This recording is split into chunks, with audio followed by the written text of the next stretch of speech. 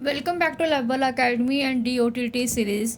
तो DOTT micro की series जो हमारी चल रही है, जिसमें हमारा पर्टिकुलर पैरा साइट चल रहा है एंटमीबा हिस्टोलाइटिका। तो मैंने आपको प्रीवियस क्लास में ये समझाया था कि जो एंटमीबा हिस्टोलाइटिका होता है उसका जो लाइफ साइकिल होता है वो दो पार्ट में कंप्लीट होता है। पहला होता है उसका एक्स स्टेशन। तो एक्स स्टेशन का मतलब होता है कि सिस्ट से ट्रोफोजोइट यानी कि एडल्ट फॉर्मेशन, और ट्रोफोजोइट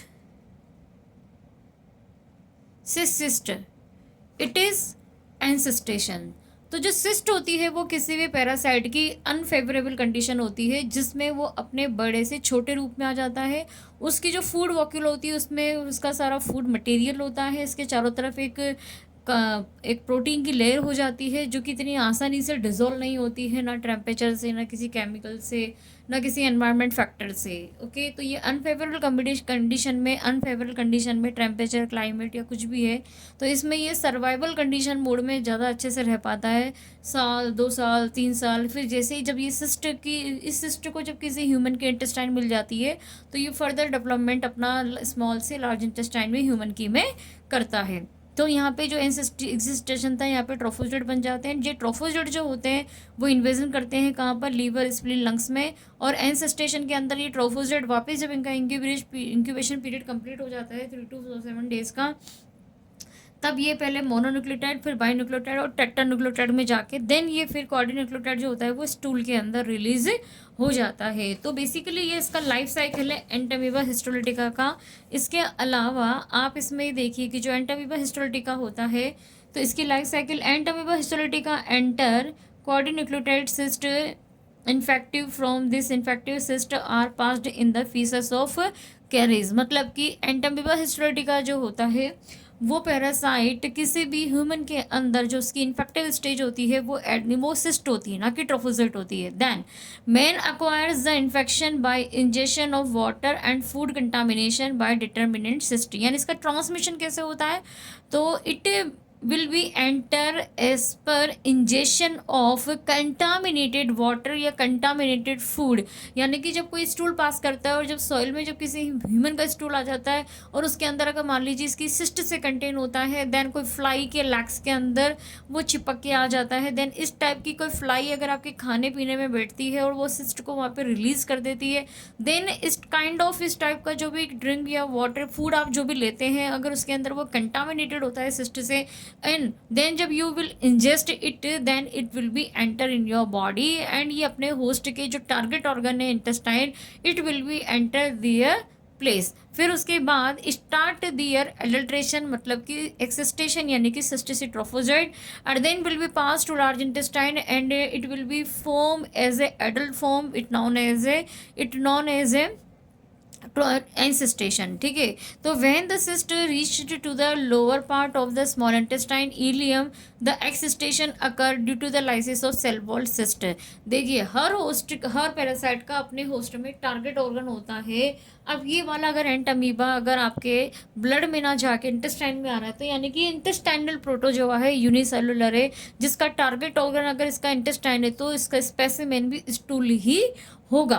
तो हमें ये देखना होगा कि ये कहाँ पे जाके, किस ऑर्गन पे जाके इसका हैबिटेट होता है ह्यूमन के अंदर, उसके अकॉर्डिंग लैब डायग्नोसिस में उसका इसका सैंपल लिया जाता है। फिर during this process each cyst liberate cell wall and multi nucleotide amoeba single with 4 nucleotide which further by binary fission division multiply and consent to 8 nucleus amoeba known as a metacystic trophozoite. तो metacystic trophozoite का मतलब होता है जब 1 से 2, 2 से 4, 4 से 8 इस टाइप के जब 8 मेटान्यूक्लियोटाइड बन जाते हैं, तो इस कंडीशन को हम बोलते हैं मेटासिस्ट ट्रोफोजोइट। ये सारे ही जो मेटासिस्ट ट्रोफोजोइट होते हैं, देन ये एडल्ट बन जाते हैं। इनमें सूडोपोडिया आ जाता है, फूड वॉक्यूल आ जाती है, क्रोमेटिन ग्रेन्यूल्स होते हैं, सब कुछ होता है इसके अंदर। The metacyst trophozoite finally can pass into the large intestine. अब बन कहाँ रहा था, स्मॉल में, पास कहाँ हुआ, लार्ज इंटेस्टाइन में हैबिटेट, एंड दे फर्दर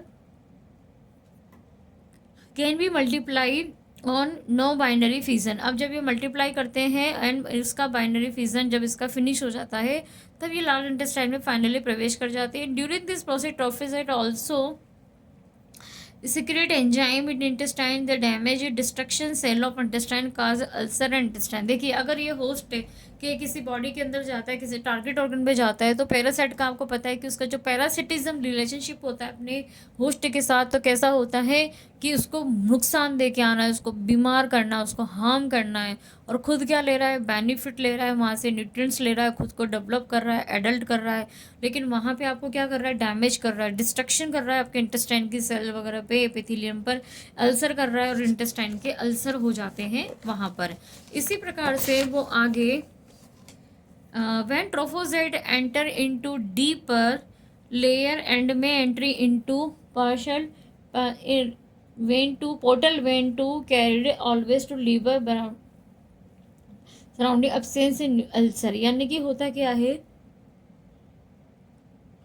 कि जो ट्रोफोजोइट होते हैं वो इंटेस्टाइन की डीपर लेयर में जाने के बाद फिर उनकी एक पोर्टल वेन होती है जो हमारे इंटेस्टाइन से लीवर तक जाती है। उस पोर्टल वेन के साथ साथ हमें वो क्या चले जाते हैं, पोर्टल वेन मतलब ब्लड को ले जाने का काम करती है एक ऑर्गन से दूसरे ऑर्गन तक। बट उस टाइम पोर्टल वेन में ये ट्रोफोजोइट भी माइग्रेट कर जाते हैं, ट्रांसमिट कर जाते हैं, और पेशेंट के इंटेस्टाइन से वो उसके लीवर तक पहुंच जाते हैं। तो वो इंटेस्टाइन में अल्सर करता हुआ उसके लीवर में भी अल्सर कर देगा। तो when the effect of parasite at the host and tone down and helping start to pass lesion start on helping and healing the trophozoite in the lumen of large intestine occurred and cystation. Trophozoite cyst यानी कि कहने का मतलब ये है, इसका मतलब ये है इस सेशन इसका मतलब ये है कि जब पैरासाइट आपकी बॉडी के अंदर जाने लगता है, जब वो अपना एंसेस्टेशन में प्रवेश करता है, कब ट्रोफोजोइट से, जब इसका इंक्यूबेशन पीरियड हो जाता है तो पेशेंट को हीलिंग होना स्टार्ट हो जाती है।